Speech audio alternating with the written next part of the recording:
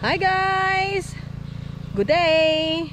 For today's vlog, andito tayo ulit sa farm.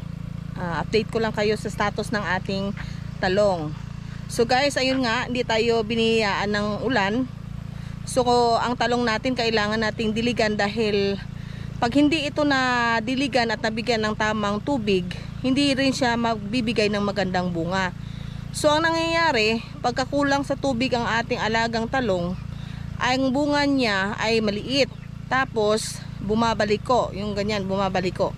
So ito ngayon nagpatubig kami kasi wala talaga umaambon lang. So kailangan talaga namin patubig. Gumamit kami ng pump. So ito, ayan, ito na bigyan na ng tubig. Yun dito. So andito ngayon para pumunta doon sa dulo.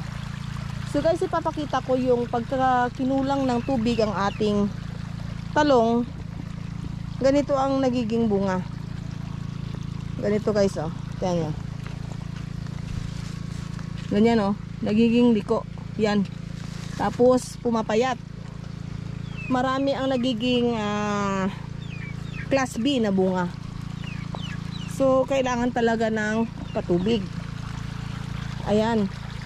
Doon hindi pa nadalhan kasi medyo maano to dati kasing fish pan to na na butas nila. So ginawa ko lang ng talungan.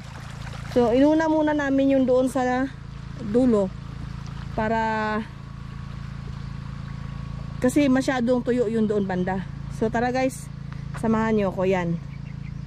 So mangyayari, dahil wala tayong patubig, pag magkaroon ako ng pond dyan ako magpapatayo ng pond dyan, pump. Ito na magiging kanal niya. Yan. Ito na yung magiging daluyan ng ating tubig papunta doon sa ating mga talungan. Ayan yung ating mga kasama sa hanap buhay. Init.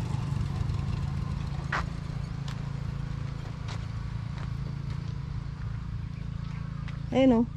Tingnan nyo guys ang bunga ng ating talong. Ayan. Wait ako. Ay, shoot. Ayan, oh. Yan. Ang gaganda. Yan. So, kailangan nakakakuha ng tamang vitamina ang ating talong, lalo-lalo na sa tubig. Kasi ang talong mahaba ang buhay. So pag kinulang siya ng tubig, ang bunga niya lumiliit at bumabaliko, tapos payat. Unlike sa nakakakuha sila ng tamang tubig at nutrient from the soil, maganda ang kanyang bunga. So ayan guys, oh. Yan. Ito natapos na nila. Yan.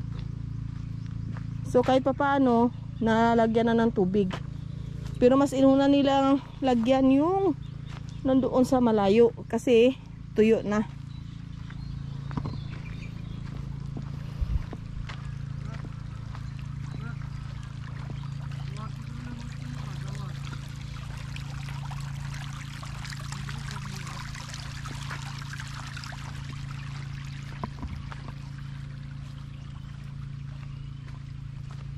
Ayan, ito tapos na. Ayan.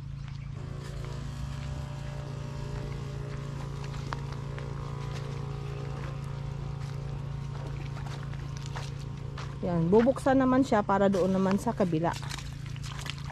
Tapos yan naman ay sasarhan para dumiretso naman ang tubig papunta doon.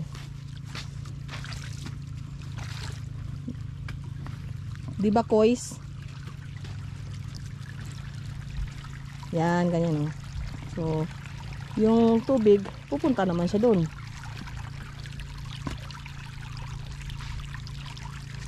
Hanggang sa makarating doon sa dulo.